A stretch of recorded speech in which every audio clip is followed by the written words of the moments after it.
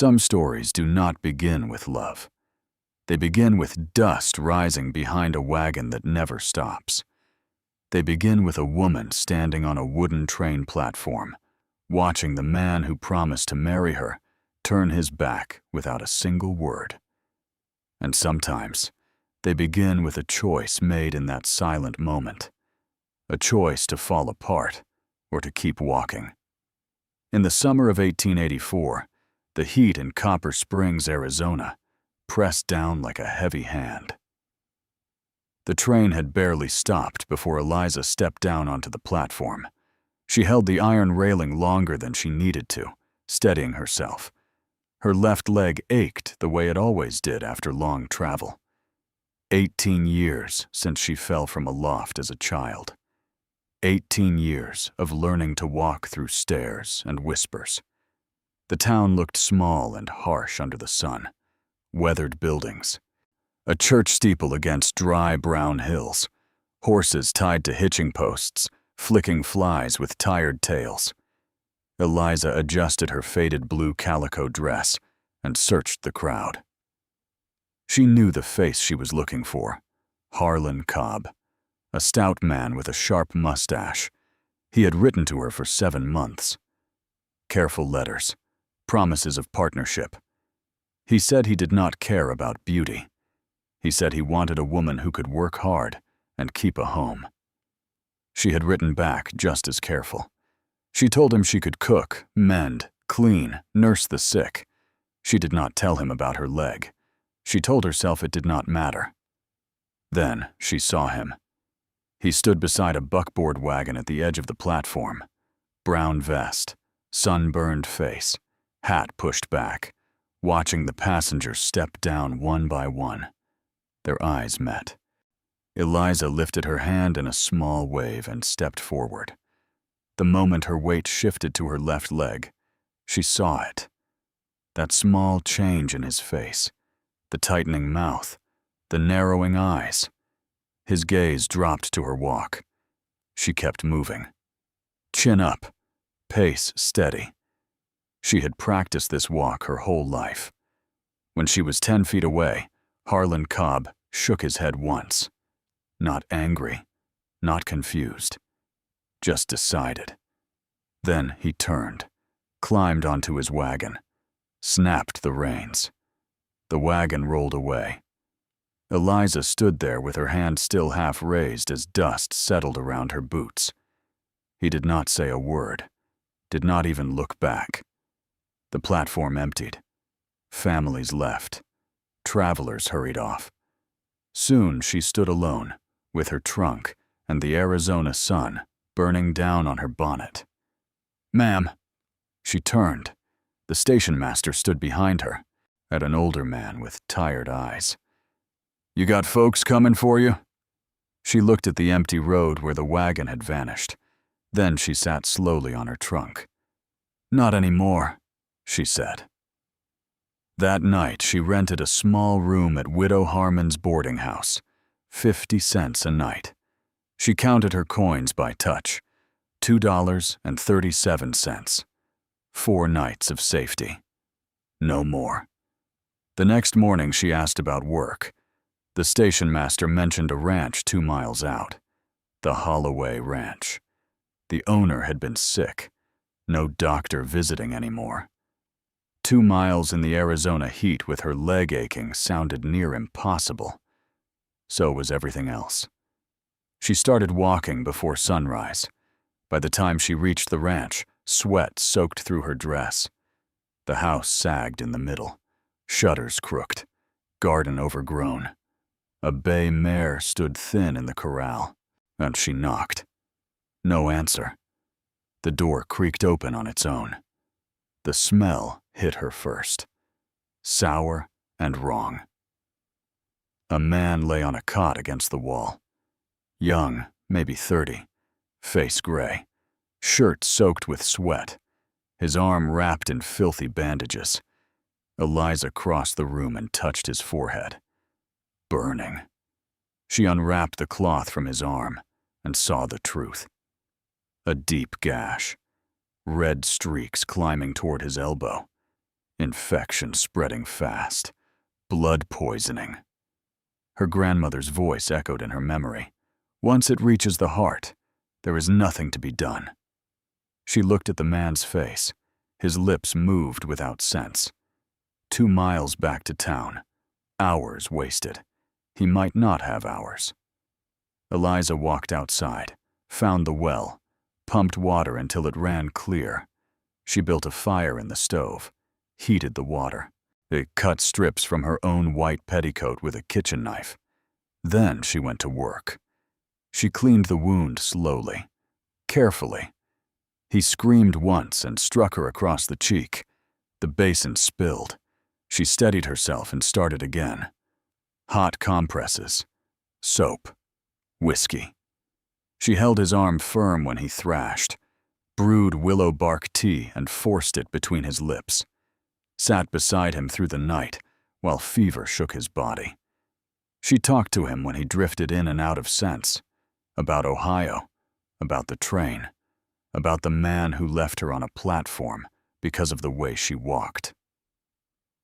He didn't even say nothing, she whispered into the lamplight.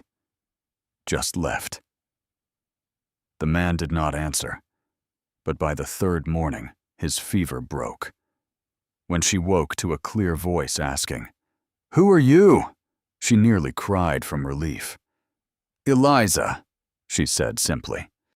"You ain't dead yet, so that's something." His name was Gideon Holloway, and neither of them knew yet that the woman abandoned on a train platform had just walked into the very place she was meant to stay. The days after Gideon Holloway opened his eyes did not turn easy. Fever was gone, but weakness stayed behind like a shadow. His arm still throbbed. The wound had closed, but the skin was tight and angry, and he could not lift much more than a coffee cup without wincing. Eliza did not ask permission to stay. She simply stayed. Each morning she woke before the sun and checked his bandage. If the cloth had yellowed in the night, she changed it. She pumped water from the well, set it to heat on the stove, and brewed coffee strong enough to wake the dead. She found sacks of beans in the pantry, cornmeal in a tin, and bacon grease hardened in a jar. With what little she had, she cooked. Gideon watched her move around the kitchen. He watched her uneven walk. He watched the way she balanced her weight so carefully, but he never once looked at her leg with pity. By the 4th day, he could sit up without help. By the 6th, he made it to the chair near the window. Sunlight fell across his face, showing the sharp lines carved there by loss and long days alone. The house told its own story. Dust coated the windows so thick the light came through dull and gray. The floor was marked with the same narrow path from the stove to the cot and back again. A life shrunk down to survival. Eliza got on her knees with a brush and a bucket of soapy water. "You don't have to do that," Gideon said from the chair. "Floor's filthy," she answered without looking up. Matters to me." She scrubbed until the wood grain showed clean and pale beneath the grime. She washed the windows twice before the sun poured in bright and warm. She found old checkered curtains balled up in a corner and scrubbed those too, hanging them to dry behind the house. When she rehung them, the kitchen looked different. It looked lived in. Gideon stood in the doorway that afternoon, his good arm braced against the frame. "Looks like somebody cares," he said quietly. She only nodded. Behind the house, she found the garden swallowed by weeds. Beneath the mess, she discovered tomatoes splitting on the vine, squash heavy and yellow, onions drooping in the dirt. Not dead, just forgotten. She worked until her hands turned black with soil and her leg trembled from crouching. That evening she made real soup, wet tomatoes and onions simmered with salt, cornbread baked golden in the oven. Gideon ate slowly at first. Then Esther, "When's the last time you had something warm?" she asked. He stared down at his plate. Can't recall. Well, that's about to change. On the 8th day, he told her about Margaret. They sat on the porch at sunset. Eliza on the top step, her bad legs stretched out. Gideon in a wooden chair beside her. "My sister," he said. "Fever took her 2 years back." Eliza did not interrupt. "She made the sampler on the wall, did the canning in the cellar, taught me to read." His voice was flat. "After she died, I stopped caring." She understood more than he knew. Later that week, they fixed the leaning chicken coop together. Gideon struggled to hold the board steady with one hand. Eliza stepped forward and pressed it into place. "I'll hold," she said. "You hammer." He raised an eyebrow. "You going to say please?" She met his eyes. "Please." Something close to a smile touched his mouth. They worked side by side in the heat. Sweat ran down their faces. Nails went in crooked sometimes, but the boards held firm. When they finished, the coop door swung smooth and straight. "Not bad," Gideon muttered. "My grandmother built half the barn back home," Eliza replied. "I was her shadow." That night, he brought out a harmonica. The notes came slow and uncertain at first. Eliza hummed along without thinking. The sound rose into the desert dark like a prayer neither of them knew they were saying. For the first time since Margaret died, Gideon Holloway laughed. The peace did not last. 3 weeks after Eliza first walked through that door, she rode Sadi into Copper Springs for flour and coffee. Gideon pressed coins into her palm before she left. His last savings.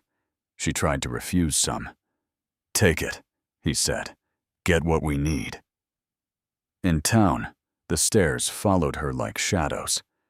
At the Mercantile, Mrs. Cobb stood near the fabric bolts with a tight mouth and colder eyes.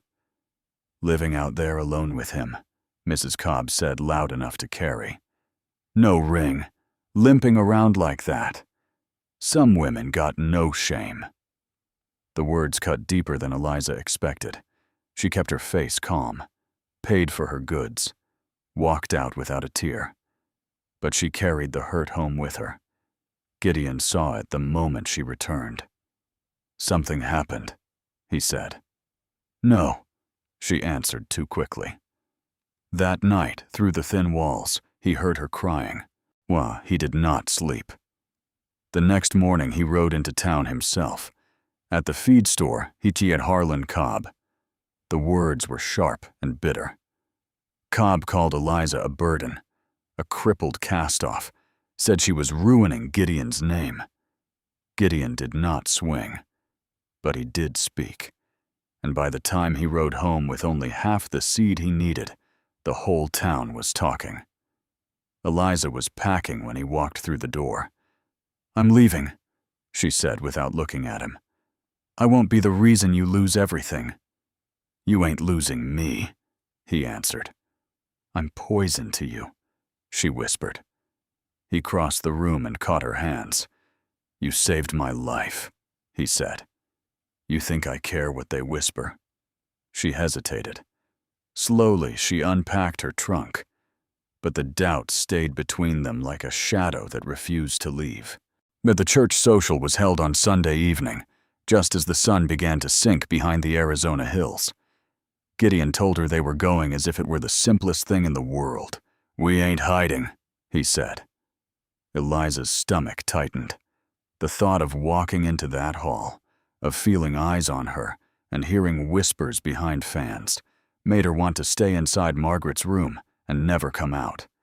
But when Sunday came, she dressed anyway. She wore the same faded blue calico she had worn the day she stepped off the train. The dress was mended at the elbow, but clean, pressed. She braided her hair and pinned it neat. When she stepped into the main room, Gideon was waiting. He had shaved. His white shirt was pressed. A dark string tie rested at his collar. They did not speak on the ride into town. The church hall was already full when they arrived. Wagons lined the yard. Music drifted through the open doors. laughter, conversation. Then they stepped inside. The sound died. It happened slowly at first. A fiddle stopping mid-note, a woman lowering her glass, heads turning one by one until every eye in the room settled on them. Eliza felt it like a weight pressing against her chest. She was suddenly aware of every step she took, of the uneven rhythm of her walk, of the heat rising in her face. Gideon did not slow down. He led her straight to the refreshment table and poured 2 glasses of lemonade. His hand brushed hers as he passed one over. Steady. Solid. Then Harlan Cobb pushed through the crowd. "Well now," Cobb said, loud enough for everyone to hear. "Didn't expect you to show your face, Holloway. You brought your little charity case with you, I see." The words landed sharp in the silence. Gideon set his glass down carefully. "Next word out your mouth better be, ma'am," he said quietly. Cobb laughed. "Or what?" "I ain't gonna hit you," Gideon replied. "But I am going to tell every soul in this room what kind of man you are." A murmur moved through the crowd. Cobb's smile faded. "You ordered a woman from Ohio," Gideon said, his voice rising just enough to carry. "Wrote her letters, made her promises, told her you wanted a partner. Then you took one look at the way she walked and left her standing on that platform without so much as a goodbye." The room was silent now. "This woman," Gideon continued, turning slightly so everyone could see Eliza, "walked 2 miles in the Arizona heat to help a stranger. Found me half dead on my own floor. Cleaned a wound that would have killed me. Sat up 3 nights straight so I could breathe another day." Eliza felt her throat close. "She scrubbed my floors, planted my garden, fixed my coop, brought that ranch back to life with her bare hands. You call her shameful?" Gideon shook his head slowly. "The only shame I see is a man who judges a woman's worth by the way she walks instead of what she does." Cobb's face burned red. For a moment, it looked like he might swing. He did not. Instead, he turned and walked out, boots striking hard against the floorboards. The door slammed behind him. The silence held for a long breath. Then Mr. Tatum, the blacksmith, stepped forward. "Knew your daddy, Gideon," he said. Then he looked at Eliza. "And he'd be proud of you both." One by one, but a few others approached. Not the whole town, not even half. But enough to stand near them, enough to nod, enough to speak. The music started again. The ride home felt different. Eliza sat beside Gideon on the buckboard as the sky turned gold and deep red. The desert stretched wide and quiet around them. "Why?" she finally asked. "Why what? Why did you do that?" He kept his eyes on the road ahead. "Because it was true." They reached the top of the ridge overlooking the ranch. The house sat below with white curtains glowing in the lamplight. Smoke rose from the chimney. The garden she had saved stood neat and green. "I need to tell you something," Gideon said softly. She turned toward him. "After Margaret died, I stopped caring if I lived or not. That storm that threw me into the wire, I saw it coming. And I just didn't move." Her heart tightened. "I was waiting," he admitted, "waiting for the land to finish what it started." "And now?" she asked. He looked at her then, really looked. "Now I want to see tomorrow." The words settled between them. Eliza swallowed. "You can't put that on me," she said. "I can't be the reason you live." "You ain't the reason," he answered. "You're the reminder." The wind moved softly across the ridge. "I want you to stay," he said. "Not because you got nowhere else, because this is where you belong." She searched his face for doubt, for pity. She found neither. "I ain't got much," he went on. "The ranch is barely standing. I can't promise easy. Can't promise comfort, but I can promise honest. And I can promise you'll never stand alone again." Tears blurred her vision, but she did not look away. "Matt, do you want me because I'm useful?" she asked quietly. "Because I cook and clean?" He shook his head. "I want you because when I wake up, I listen for your voice. Because this house don't feel empty no more. Because you walked 2 miles on a bad leg for a man you didn't even know." He hesitated. "And because you're the strongest person I ever met." The last light of the sun slipped behind the hills. "Yes," she whispered. He blinked. "Yes? Yes. I'll stay. I'll marry you. All of it." For a long moment, they simply looked at each other under the wide Arizona sky. Then Gideon leaned forward, resting his forehead gently against hers. "Take me home," she said softly. The wagon rolled down the ridge toward the ranch, toward the house with white curtains, toward the lamp glowing warm in the window. Eliza leaned against his shoulder as the first stars appeared overhead. She had arrived in Arizona abandoned, but she was not leaving it alone. She was going home.